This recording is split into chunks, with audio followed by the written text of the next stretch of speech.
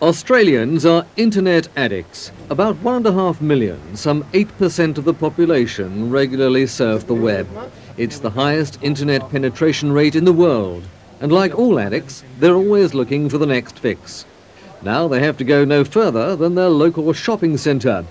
Kiosks like these are springing up all over Sydney, in shopping malls and even in airports.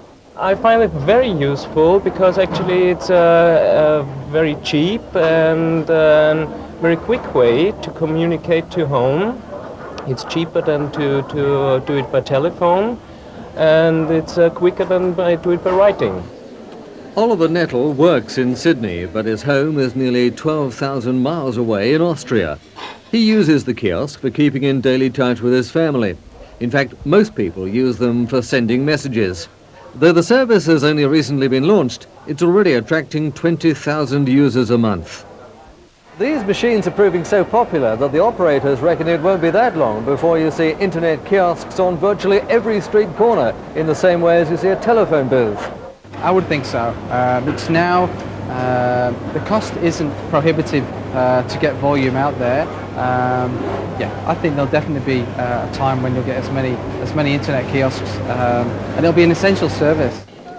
WebPoint has 200 machines scattered right across Sydney in locations like this. They plan at least 5,000 by the turn of the century.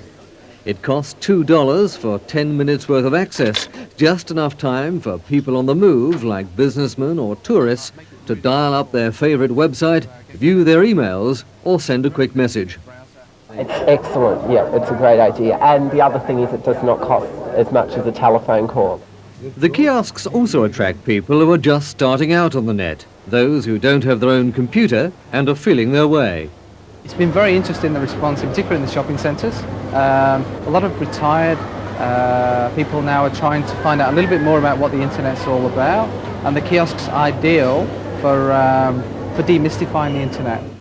Ian Hales' business has two different revenue streams, from those who use his coin-operated kiosks and the partnership agreements he has with several large corporations.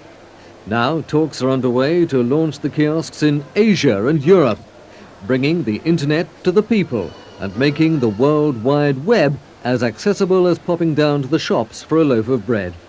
Roger Maynard, CNBC Asia Business News, Sydney.